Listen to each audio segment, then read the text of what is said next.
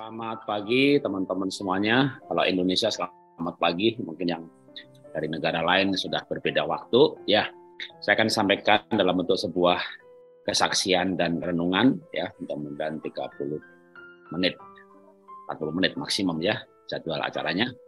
Saya share screen.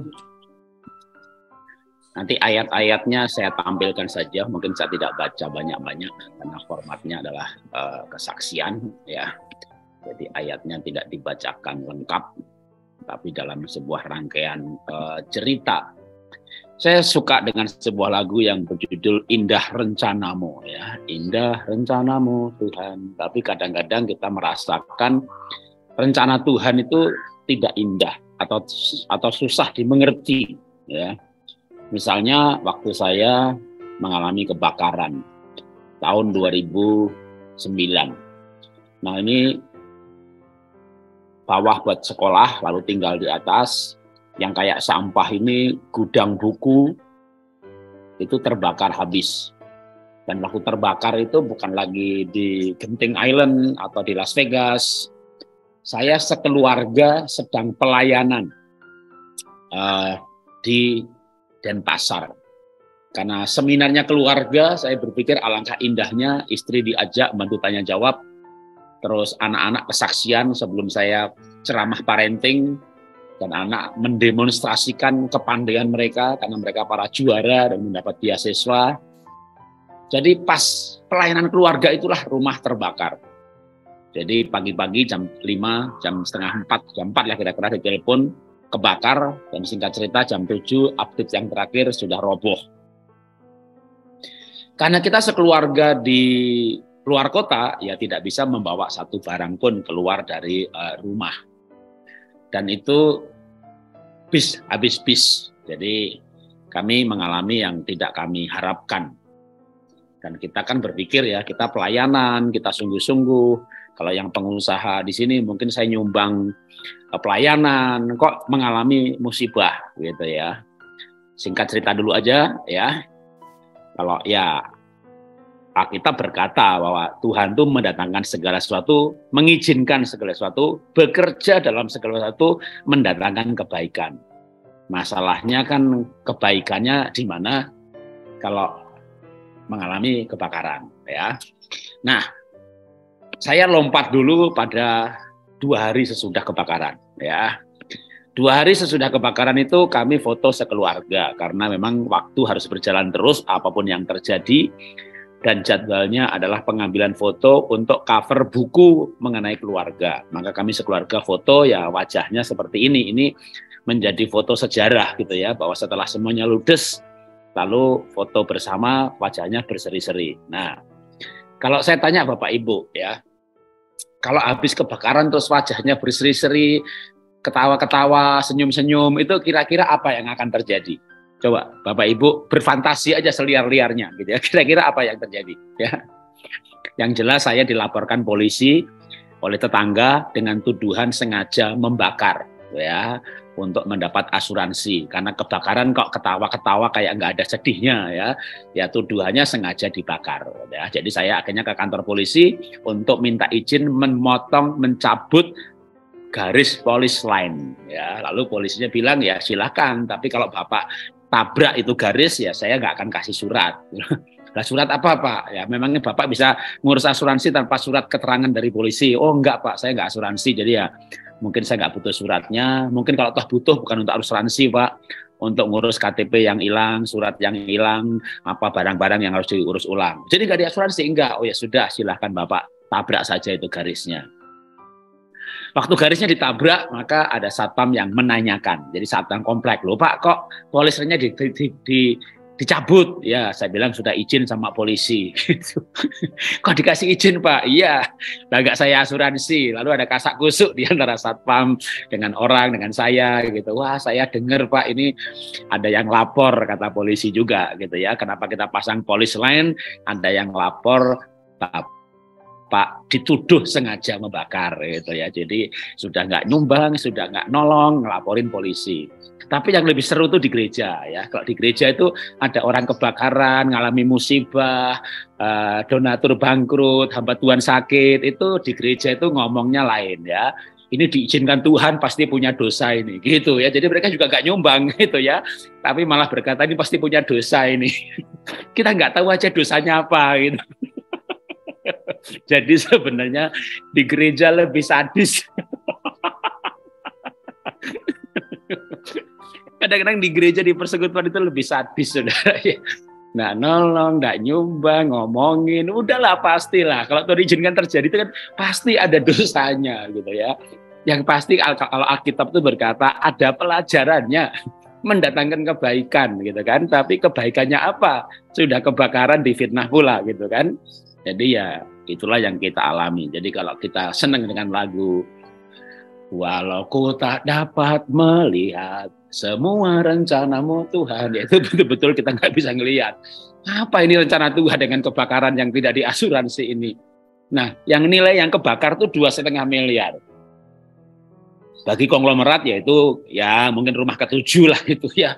Nah kalau saya kan rumah satu-satunya itu pun masuk Jakarta tahun 90, tinggal di pinggir kuburan. Saya dagang sepatu, jadi saya bukan pendeta ya Bapak Ibu teman-teman ya. Saya bukan pendeta, bukan majelis, bukan diaken, bukan pengerja di gereja di mana saya berjemaat di GBI Bintaro ya, karena di Google ada orang masukkan saya sebagai pendeta di Bogor. Saya komplain sama pendetanya, gembalanya. Kapan saya jadi pendeta di situ gitu ya? Wah itu rupanya yang bikin web itu ngefans sama bapak dimasukkan, copot, hapus gitu ya. Pak yang bikin web udah keluar, passwordnya nggak dikasih, aduh. Oh, saya bukan pendeta kok disebut pendeta. Nanti ada yang tanya lagi, ditahbiskannya di mana? Gereja pendeta sinode apa gitu ya? Tidak ada sinode satupun yang menaungin saya sebagai pendeta, tapi mencatat saya sebagai warga gereja, anggota gereja ya. Kalau pendeta, pengerja, diaken, majelis, pendoa syafaat, di mana saya berjemaat, itu sebulan sekali kumpul di SICC Sentul. Nah, saya tidak bisa masuk. Kenapa? Tidak punya kartu. Ya, pendoa syafaat aja punya kartu, ketua sel grup aja punya kartu. Ya, saya tidak punya kartu. Ya, nah. Tapi karena saya sering pelayanan, ya banyak orang panggil saya Pak Pendeta Jarot, Pastor Jarot, dipanggil dokter juga, gitu ya. Belakangan saya dipanggil dokter karena punya 40.000 member dari pola hidup sehat, ngajari sembuh dari kanker, meiom, kista, insomnia, diabetes, ya, tanpa obat. Jadi dengan olah nafas, olah hati, olah pikir, olahraga, olah rasa, ya, dan banyak yang sembuh. Sekarang kemana pergi dipanggilnya Pak Dokter, Pak Dokter. Ini tadi malam juga saya baru pulang dari camp kesembuhan, ya, 7 hari 7 malam, 8 hari 7 malam. Nah, balik lagi ke kebakaran, kesaksian. Jadi saya bukan konglomerat, engkong saya melarat, masuk Jakarta tinggal di rumah bedeng, jualannya sepatu baju yang harganya ratusan ribu, bukan jualan rumah yang harganya ratusan juta atau miliar, laku satu dapat komisi gede, ya. Jadi kebakar 2,5 miliar itu ngumpulinya hampir 12 tahun, lalu kebakaran. Jadi apa dong ya? Kalau kita berkata mendatangkan kebaikan itu baiknya di mana? Memang susah kalau lagi ngalami itu baiknya di mana. Tapi singkat cerita malam hari itu kenapa hari kedua bisa foto wajahnya berseri-seri? Malam itu saya mendapat penghiburan, mendapat kekuatan dan pengertian dari Tuhan. Nah di sini baiknya itu pengertiannya ya. Masalah setelah itu difitnah, sengaja membakar, dibilang pasti punya dosa, yaitu namanya penghakiman, penilaian dan perspektif opini. Ya kita nggak usah pusing ya. Nah. Waktu saya mengalami itu malamnya ya kita sampai di Jakarta, lihat roboh, gudang buku pun juga terbakar. Yang paling menyenangkan itu waktu gudang buku terbakar itu 3 hari sebelum kebakaran itu ada buku baru dicetak masuk gitu ya. Jadi 2 bulan kemudian datang tagihan. Wah itu bayarnya enak banget itu ya, karena yang dibayar itu kan kebakar semuanya gitu ya. Itu nikmat sekali bayarnya teman-teman ya. Nah malam itu kita berdoa, kita misbah keluarga, dan saya berkata kepada Tuhan, Tuhan, saya sudah tahu kenapa dikasih pelajaran lagi bahwa harta itu nggak kekal. Ya biar kamu ngeh Ngeh itu bahasa Ibrani yang artinya mengerti semengerti-mengertinya gitu ya. Ngeh ya. Ngeh bahwa harta itu nggak kekal. Dicarinya 12 tahun ya. Kenapa nggak kekal? Lah 2 jam habis loh. Kalau Anda mau ngeh juga coba cari korek api ya. Nanti selesai Zoom ini tolong rumahnya atau mobilnya dibakar gitu ya. Itu Anda akan ngeh. Nah kalau sudah ngeh terus ngapain? Ya malam itu saya bersumpah sama Tuhan. Tuhan, itu kejadian sudah lama, 2009. Tuhan, umur saya baru 46 tahun lah kira-kira ya. Itu juga bersamaan saya divonis diabetes 2009 ya. Atau gara-gara kebakaran lalu diabetes. Jadi saya bilang begini sama Tuhan, Tuhan saya baru 46 tahun. Kan saya nanti mati kayak Musa waktu umurnya 120 tahun, jadi masih lama. Kalau gitu mulai hari ini saya mau cari yang tidak bisa kebakar Tuhan. Ada orang lahir baru masuk surga, nyawanya nggak bisa kebakar. Orang berubah karena saya, namanya buah pelayanan, nggak bisa kebakar. Saya berubah, namanya buah roh, nggak bisa kebakar. Jadi setelah kebakaran itu saya komitmen untuk mencari yang kekal, yang nggak bisa kebakar. Malam itu saya bersumpah kepada Tuhan. Tiba-tiba saya dapat penglihatan. Wah, kalau bahasa orang karismatik itu penglihatan. Tapi saya berkata mendapat fantasi atau imajinasi. Biar nggak rohani-rohani banget. Nanti ada yang komentar lagi gitu ya. Ya, saya dapat fantasi itu gini. Tuhan tuh kumpulkan malaikatnya. Kumpul gitu ya. Terus ada apa Tuhan? Lihat di bumi. Ada orang namanya Jarod. Lulus ujian. Wah, kebakaran 2,5 miliar ludes habis. Malah komitmen melayani. Gitu ya. Wah, malaikatnya ikut kasih jempol. Wah, saya senang banget. Makanya besoknya ketawa-ketawa ya. Tapi malam berikutnya lagi saya memuji menyembah Tuhan lagi dapat penglihatan kedua. Ada orang lain namanya bukan Jarod ya. Itu kehilangan 10 juta, rugi 100 juta, ada masalah, anak sakit, lalu ngomel-ngomel. Tuhan, saya sudah pelayanan, kok mengalami begini? Kalau itu apa dong bedanya sama orang lain yang nggak melayani? Itu kayaknya orang fasik, orang nggak bener, hidupnya baik-baik saja, malah nggak mengalami malapetaka. Kalau gitu saya nggak ikut pelayanan lagi gitu ya. Terus Tuhan juga kumpulkan malaikatnya, kumpul gitu. Ada apa Tuhan? Lihat itu di bumi ada orang gagal ujian gitu. Lalu malaikatnya tanya sama Tuhan, ya kalau yang lulus ujian kan dikasih jempol sama malaikat. Lah ya gagal ujian ini malaikat tanya sama Tuhan, Tuhan, kalau begitu apa yang harus kami lakukan? Terus Tuhan bilang sama para malaikatnya, ya segera atur saja ujian susulan gitu ya. Jadi teman-teman ya jangan suka ujian susulan ya, soalnya lebih susah. Jadi jangan muter-muter ujian terus. Lah kalau ujian itu jawabannya apa dong? Jawabannya itu respon, sikap.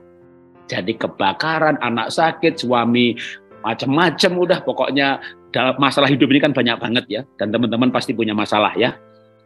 Dan akan punya masalah lagi ya. Amin. Ya, amin tidak amin akan punya masalah ya, karena itu tanda kita masih hidup.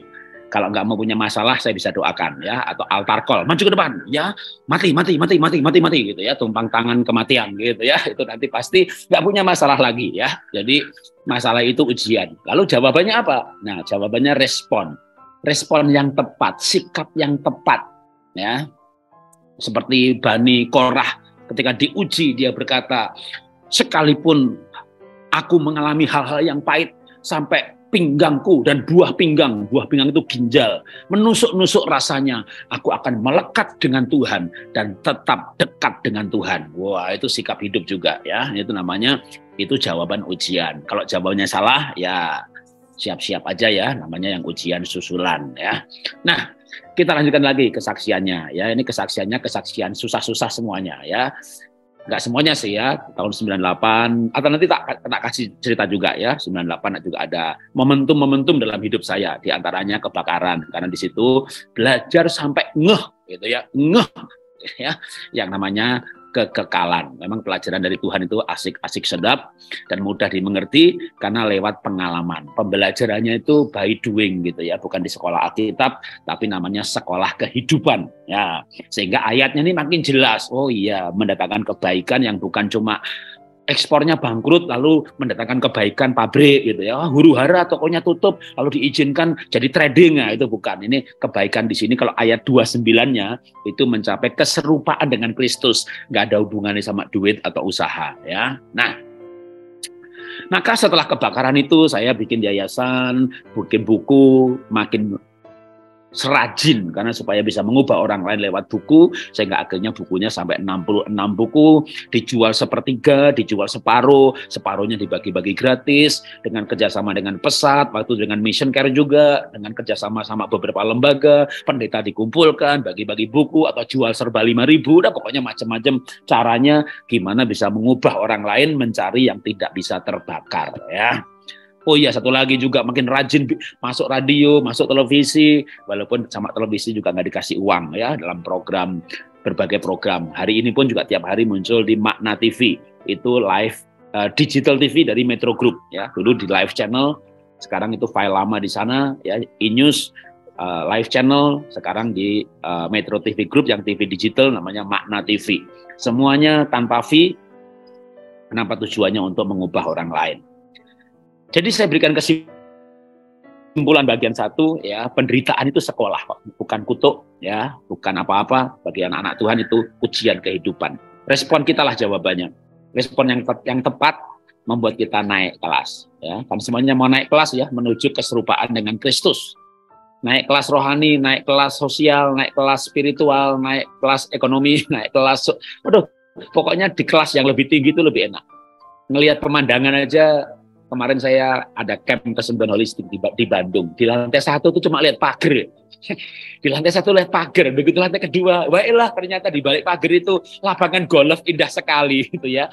Maka ayo teman-teman kita naik kelas lebih tinggi ya. Tapi kalau sekolah itu kan mau dari kelas 1 naik kelas 2 ya, ada ujian ya, kita nggak masuk, bolos ya.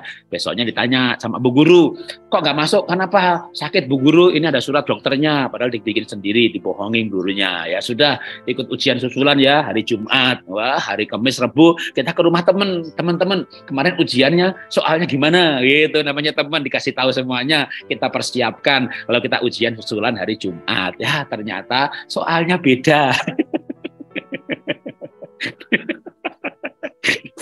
Teman-teman jangan suka ujian susulan ya, soalnya beda dan lebih susah ya.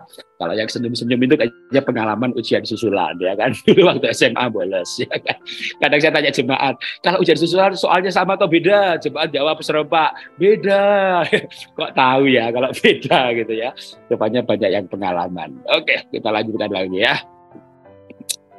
Sekolah kehidupan ini nggak ada selesainya waktu kita di wisuda, dimasukkan peti 50 cm kali 2 meter, kita di wisuda di situ ya. Dan saya berharap waktu wisuda nanti wajah saya tersenyum, orang datang ke peti mati saya dan berkata, manusia satu ini saya baca bukunya, manusia satu ini mempengaruhi hidup saya gitu ya. Jangan sampai nanti orang datang ke peti mati teman-teman sambil berkata dalam hati, kurang ajar juga nih, utangnya belum dilunasin gitu ya. Nah, ini repot ya. Kita selesai ujian itu ya waktu wisuda. Sebelum di wisuda kehidupan yaitu mati, ujian akan jalan terus kecuali sebelum mati itu sudah sama dengan Tuhan Yesus, mencapai keserupaan, kesempurnaan, kita akan berhenti ujian. Jangan takut ujian ya, karena Roh Kudus akan memberi tuntunan dalam hidup kita asal kita mau diuji dan mau dididik. Kalau enggak ya muter-muter di padang gurun 40 tahun enggak masuk-masuk tanah perjanjian. Nggak naik kelas sosial, nggak naik kelas rohani, nggak naik kelas jasmani, naiknya berat badan saja ya, karena rakus. Nah, sekarang gimana di dunia yang terluka ini? Hati kita tetap penuh dengan cinta. Ujian saya mau banyak ya, ini konsepnya, konteksnya atau konsep acaranya kesaksian. Jadi saya mau bersaksi aja juga. Waktu sebelum COVID ini di semua gereja itu paling seneng baca Mazmur 91.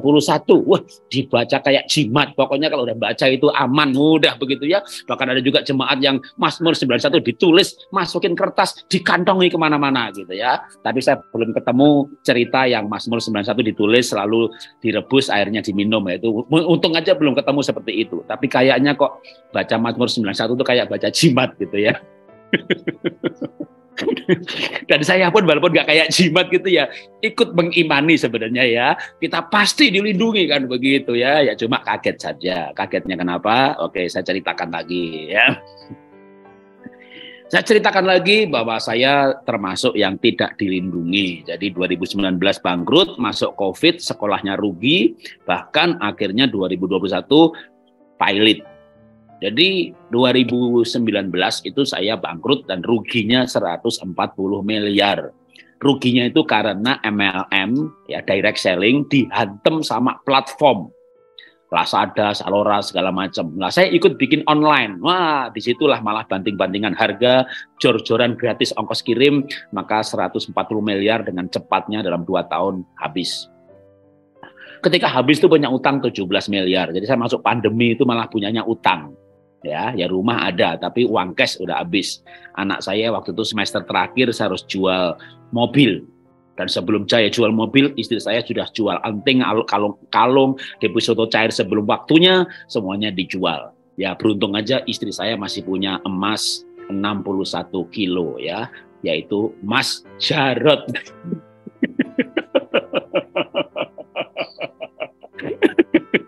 Yang satu ini nggak dijual.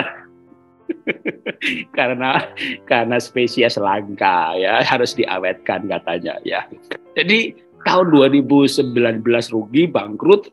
2021 nggak tahan punya utang, kan nggak bisa ya khotbah sambil punya utang. Nanti kan jemaat cari pendeta setelah khotbah. Tapi banyak pendeta setelah khotbah kan dilarikan ke lounge gitu ya, biar nggak dikerubungi sama followernya, penggemarnya. Jadi pendetanya diungsikan seperti seorang artis turun dari panggung gitu ya, dikawal pakai bodyguard masuk ke lounge ya. Nah, tapi tetap pasti nggak ada damai sejahtera, walaupun saya nyicil juga utang-utang itu dicicil, termasuk utang pesangon segala macam. Akhirnya sudahlah, punya aset senilai 140 miliar, ya kita jual hanya 22 saja. Yang penting jual hartamu, bayar utangmu, hidup dari sisanya. Wah, makan enak, tidur pules ya, walaupun bukan hanya saldo, tapi aset yang non pribadi. Jadi aset perusahaan habis, bahkan saham saya pun tak jual habis selaku-lakunya karena memang asetnya masih ada nilainya. Dah, bis ya. Jadi saya masuk pandemi. Dulu saya bermimpi kalau IFA dahsyat MLM yang kami sempat punya omset 50 miliar sebulan, margin 10-15%, perpuluhan bisa ratusan juta, pegawai 300, kantor di BSD, halaman kantor kami 2 hektar, satu lantainya 1.500 meter. Saya bermimpi itu ya go public gitu ya. Go public lalu jadi komisaris, jadi hamba Tuhan, khotbah nggak pakai motivasi, punya passive income gitu. Tapi kan rencanaku bukan rencanamu, rencana Tuhan bukan rencanaku, walaupun rencanaku cukup baik juga, tapi gagal. Jadi sebelum saya bangkrut itu merasa mulia banget. Pelayanan ke sana kemari, dapat persembahan kasih, masukkan yayasan, apa nggak mulia coba? Saya punya yayasan namanya Yayasan Pulihkan Indonesia. Nggak pernah bikin malam dana, nggak pernah umumkan mau bangun sekolah. Itu kan yayasan pribadi. Jadi kan saya melayani Tuhan. Kan saya bukan bayar perpuluhan, bahkan bisa 20-30%. Kok nggak dilindungi ya gitu loh. Jadi itu pergumulannya itu bukan uangnya hilang gitu, tapi kok Tuhan nggak lindungi saya kan gitu ya.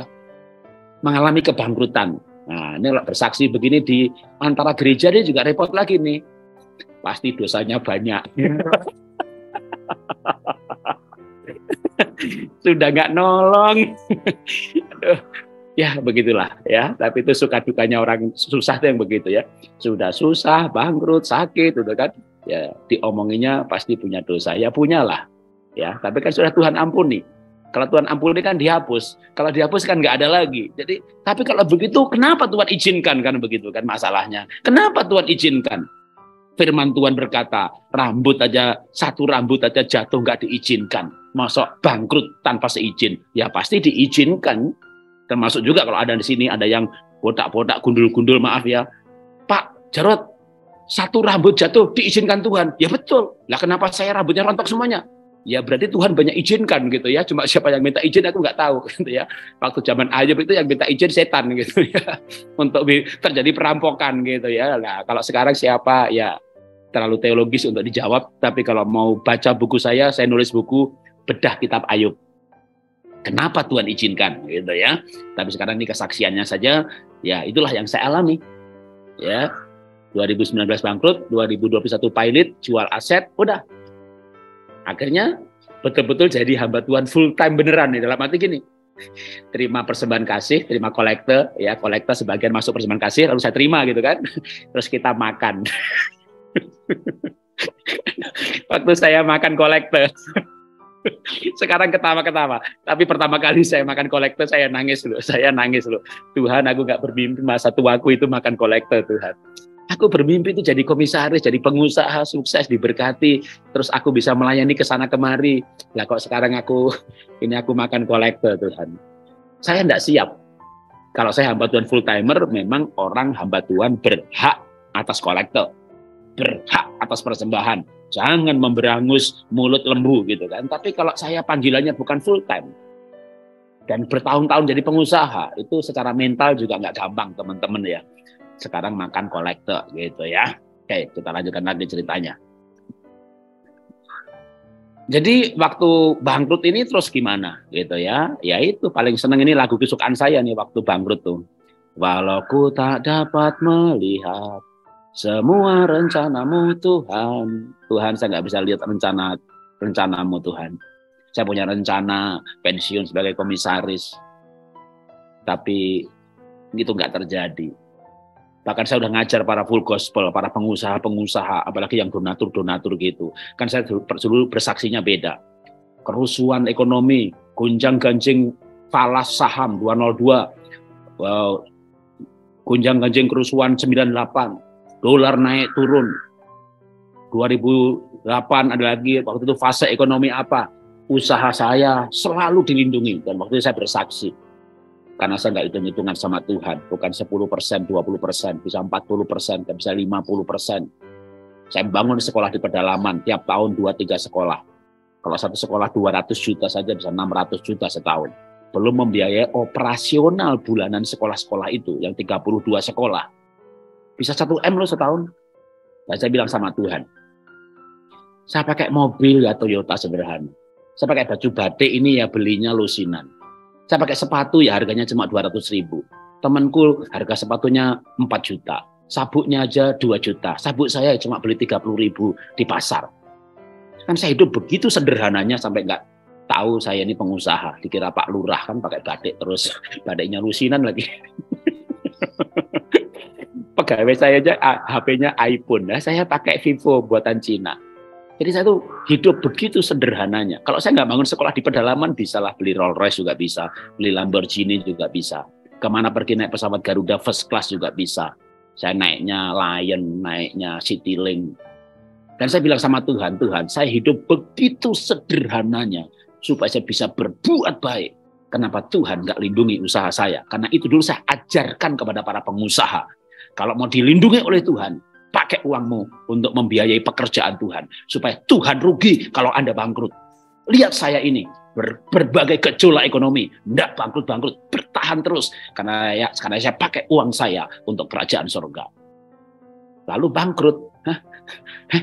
Lalu bangkrut. Nah loh.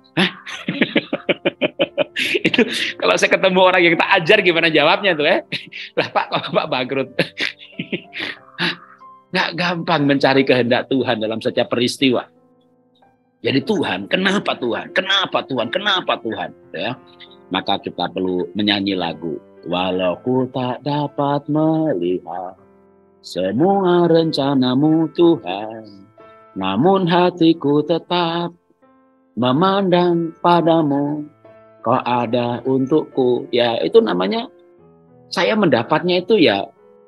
Sampai nyanyi, jiwaku terbuka untukmu Tuhan, selidiki nyatakan segala perkara, singkapkan semua yang terselubung.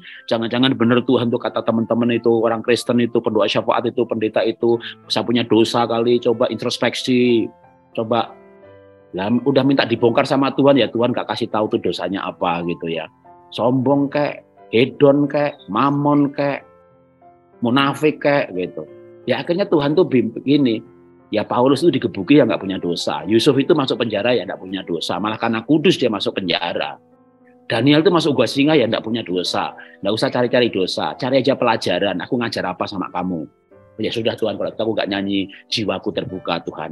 Otakku aja, otakku terbuka untuk pelajaranmu gitu loh ya. Apa nih pelajarannya gitu ya? Oke, saya lanjutkan lagi apa pelajarannya. Namanya juga temanya sekolah kehidupan ya. Jadi sekolahnya bukan di sekolah teologi ya, sekolahnya di kehidupan. Fakultasnya karakter. Mata pelajarannya 1 penderitaan, 2 masalah, 3 musibah gitu ya. Hasilnya kalau gagal ujian, stroke kan gitu ya, gulanya naik gitu ya. Kalau lulus ujian, keserupaan dengan Kristus gitu. Jadi memang pelajarannya menarik banget Saudara ya. Itu ada modul penderitaan, ada modul airnianya gitu ya. Saya nggak mikir sih modulnya seperti itu gitu ya. Nah, singkat cerita, waktu saya bangkrut, saya ingat punya talenta melukis. Lalu saya ngelukis, saya posting di Instagram, laku. Saya ngelukis lagi, saya posting di Instagram, laku. Aduh, itu senang banget, Saudara ya. Lukisan saya jual 15 juta, 20 juta, 1 minggu laku 1. Saya punya tetangga, punya galeri lukisan. Galerinya tutup, 1 bulan belum tentu laku 1. Saya lewat Instagram, sebulan laku 1. 3 bulan kemudian Instagramnya dihack orang dan saya dibantu tim IT, tidak bisa memulihkan tuh Pak. Instagramnya dihack, itu kayak tokonya dibakar. Ya elah, baru bangkrut, baru jual lukisan, Instagramnya dihack. Tuhan, apalagi nih, pelajaran apa lagi nih? Tuhan bilang, yang pelihara kamu bukan Instagram, yang pelihara itu aku. Kamu harus betul-betul mengandalkan aku 100%. Jadi saya itu waktu diberkati, usahanya maju, itu kayak di Kanaan gitu loh ya, melimpah susu dan madu. Dulu Tuhan panggil saya dari Mesir tahun 82, ya 82 itu bertobat lahir baru. Singkat cerita diberkati, itu kan kayak di Kanaan. Begitu bangkrut itu kayak kembali ke padang gurun ya, nggak kembali ke tanah Mesir namanya dosa ya, kembali ke padang gurun. Tapi di padang gurun itu aduh luar biasa loh. Kita lihat tiang awan, tiang api itu setiap hari. Ada mana setiap hari. Jadi yang saya pelajari itu dari kebangkrutan dari tahun 2019 sampai sekarang itu saya belajar pemeliharaan Tuhan. Jadi begitu Instagram dihack pun itu, lukisan masih laku aja. Tiba-tiba teman lama menghubungi, saya dengar Bapak ngelukis gitu ya. Itu 2 tahun sampai sekarang ini order itu nggak berhenti. Jadi begitu pasang lukisan, dapat order lukisan, langsung pasang kanvas. Wah, sambil pasang kanvas, sambil melukis, saya ganti lagu. Kalau sebelumnya itu, sebelum episode yang ini gitu ya, dapat order lukisan itu lagunya ya, walau ku tak dapat melihat gitu. Begitu mulai ngelukis tiap minggu lagu 1, tiap minggu lagu 1, begitu pasang kanvas, mulai ngelukis, saya putar lagu. Tuhan selalu menolongku, selalu menjagaku, sehelai di rambutku tak akan terjatuh tanpa seizinku. Waduh, selai rambut akan jatuh tanpa seizinmu. Saya sering banget nyanyi lagu itu. Saya pernah diundang khotbah on-site. Pak Jarod, memang Pak Jarod bukan penyanyi, tapi boleh gak Pak Jarod nyanyi lagu yang rambut rontok gitu. Hah, memangnya ada lagu rambut rontok? Ada Pak, yang Bapak sering nyanyi itu. Yang mana sih? Lalu saya ingat liriknya. Sehelai di rambutku tak akan terjatuh. Iya, betul itu Pak. Lagu rambut rontok.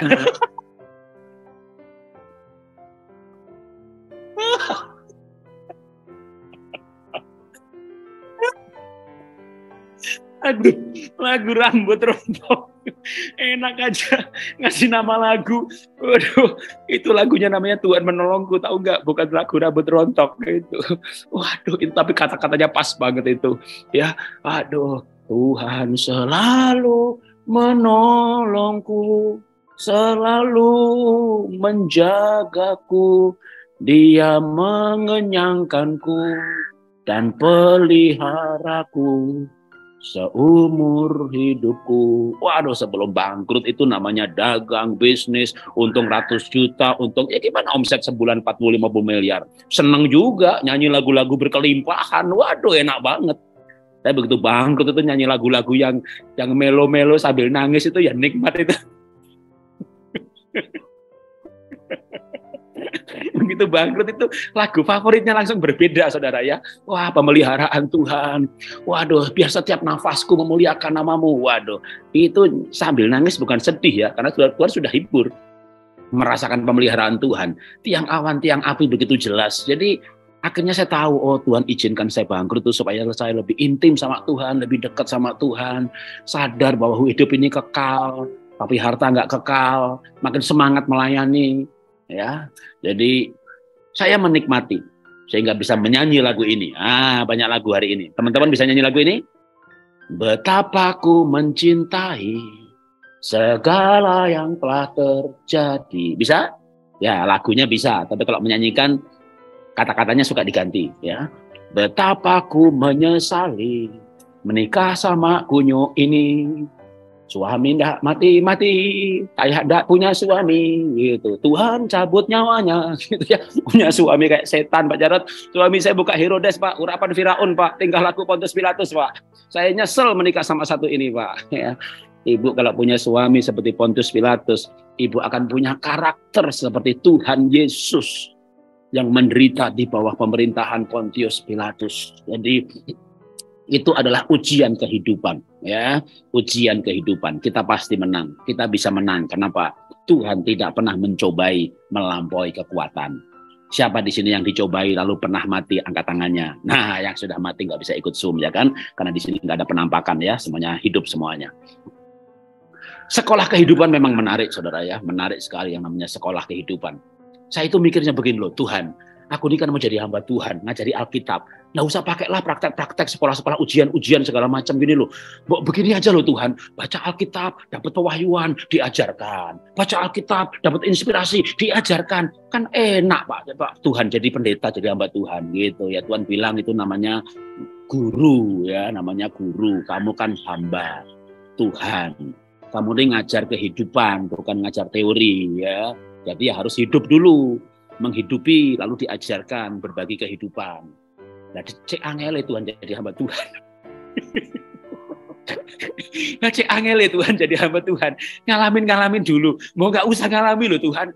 Cukup pewahyuan aja Tuhan. Berikan inspirasi. Aku ini kreatif banget loh Tuhan gitu ya. Sekali lagi, kamu mau jadi hamba Tuhan atau mau cuma berbagi teori atau mau berbagi?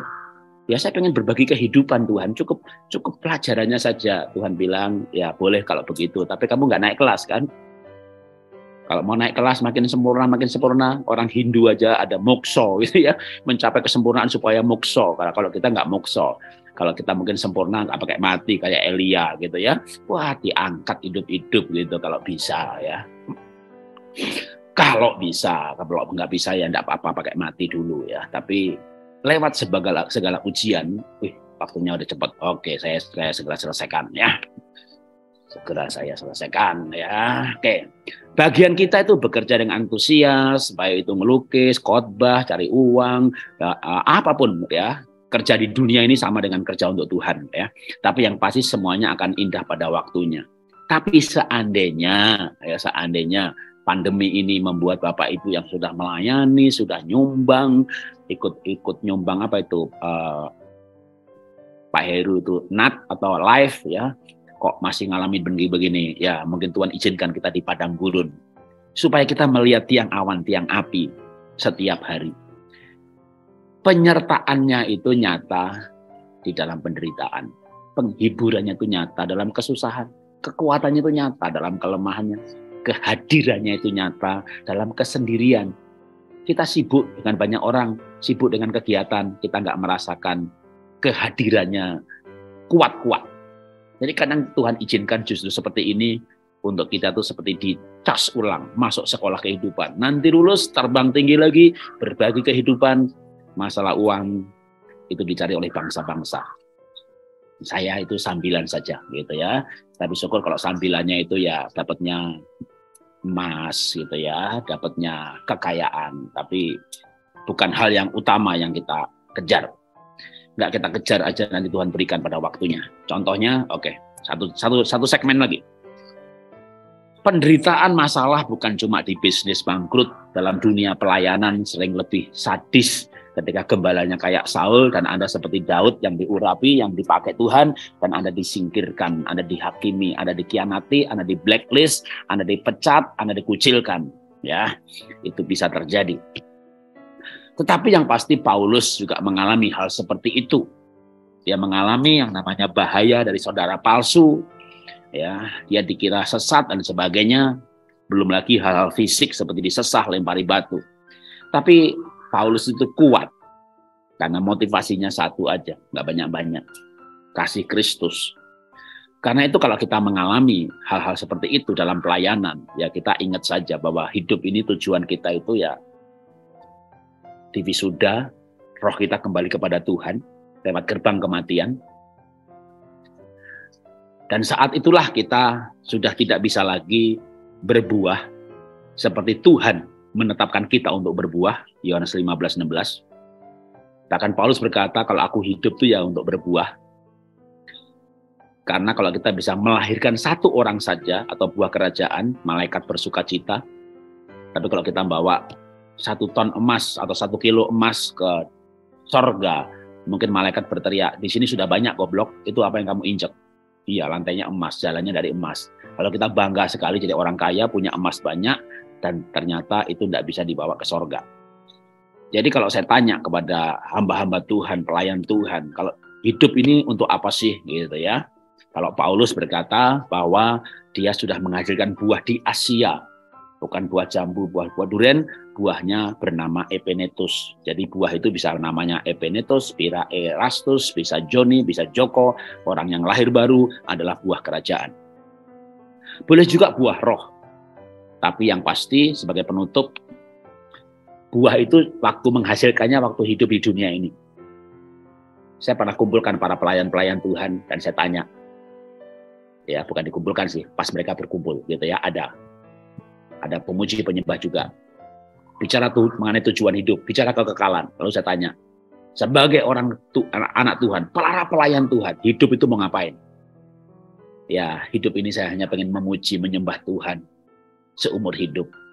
Lalu saya bilang, oke, saya doakan hari ini Anda mati ya. Saya minta supaya Tuhan panggil saudara hari ini, malaikat cabut nyawa saudara. Kenapa begitu Pak Jarod? Berdoa, memuji, menyembah Tuhan, Anda masih bisa lakukan setelah Anda mati. Di sorga nanti Anda bisa berdoa, memuji, menyembah Tuhan 24 jam sehari, 7 hari seminggu, berbulan-bulan, bertahun-tahun. Nah, kalau masih hidup di dunia, lakukan yang di sorga Anda nggak bisa lakukan lagi. Ada orang di neraka bilang sama Abraham yang lagi mangkur Lazarus, tolong kirim orang ke rumahku. Abraham aja nggak bisa lagi balik ke bumi untuk nolong orang lain. Maka saya mau katakan, mau nolong orang lain selama lagi hidup. Kalau lagi hidup, tolong orang lain. Kabarkan Injil, selamatkan orang lain. Di sorga nanti Anda nggak bisa bangun panti asuhan. Di sorga nanti Anda nggak bisa ngasih makan orang miskin. Di sorga nanti Anda nggak bisa ngasih baju pada orang telanjang. Maka waktu masih hidup di dunia ini, memuji menyembah Tuhan itu nggak salah. Tapi kalau hanya full timernya doa, maaf saya bukan menghina ya. Untuk berbuat baik Anda berdoa, untuk menginjil Anda berdoa, untuk berbuah Anda berdoa dulu, untuk dagang Anda berdoa dulu. Tapi jangan hanya doa tok. Ya, saya full timernya menyembah Tuhan Pak. Berbuat baik bukan bagian saya Pak. Oke, saya doakan mati ya. Mati. Tuhan panggil. Biar dia bisa menyembah Tuhan seumur hidupnya, selamanya. Kalau nggak punya tujuan hanya seperti itu, lalu malaikat mau cabut nyawanya, kira-kira Tuhan mikir apa? Oke, sekarang boleh. Ini ngomong agak kerasnya nih. Maka saya berkata, melalui segala kejadian, pelajaran yang saya alami, saya makin fokus sekarang. Kalau saya lagi hidup, saya mau lakukan yang saya hanya bisa lakukan waktu saya hidup. Untuk menolong orang sakit, untuk membantu orang lain, untuk sebelum melakukan hal itu, saya minta kekuatan dari Tuhan. Untuk itulah saya doa, pujian, penyembahan. Untuk minta tuntunan, untuk itulah doa, pujian, penyembahan. Sebelum menginjil, doa, pujian, penyembahan. Tapi jangan hanya doa, pujian, penyembahan. Bukan saya meremehkan doa, pujian, penyembahan. Itu Anda masih bisa lakukan setelah Anda mati. Tapi kalau sekarang belum mati, lakukan yang bisa dilakukan selagi masih hidup. Jadi ketika saya mengalami kebangkrutan, terutama yang masuk COVID ini, itu saya dipertajam pelajaran saya dari Tuhan, buat saya. Dan saya yakin ini juga buat teman-teman. Apa yang mau kita cari? Karena saya bangun perusahaan tahun 92. Cukup panjang. Merintis dari bawah, sampai ke puncak. Jatuh. Pelajarannya buat saya keras sekali dari Tuhan. Kalau kamu mau puji menyembah Tuhan, saya panggil kamu sekarang. Saya bergumul soal mati waktu anak saya kena COVID Delta. dan dia tidak divaksin karena merasa sehat. Begitu kena COVID Delta Jakarta, rumah sakit penuh, dia sesak nafasnya aja 3 minggu, pingsan 2 kali. Pingsan yang kedua badannya udah dingin. Dan saya bilang sama Tuhan, Tuhan, aku udah banyak berbuah, saya siap untuk mati. Tapi anak saya belum banyak berbuah. Tuhan, hidupkan anak saya. Tuhan panggil saya. Lalu anak saya hidup. Lalu saya sampai hari ini belum dipanggil-panggil. Padahal saya sudah bilang sama Tuhan, Tuhan, hidupkan anakku, panggil saya. Saya belum dipanggil-panggil. Maka saya bertanya sama Tuhan, Tuhan, kenapa saya belum dipanggil-panggil? Saya sudah menawarkan diri. Tuhan bilang, lakukan yang kamu bisa lakukan sebelum saya panggil. Apa yang saya bisa lakukan sebelum dipanggil? Kalau memuji, menyembah Tuhan, bergaul dengan Tuhan, berdoa dengan Tuhan, menyanyi dengan Tuhan, saya bisa lakukan setelah dipanggil. Maka saya mengajak teman-teman, lakukan yang bisa dilakukan sebelum Tuhan panggil saudara. Mari kita berdoa.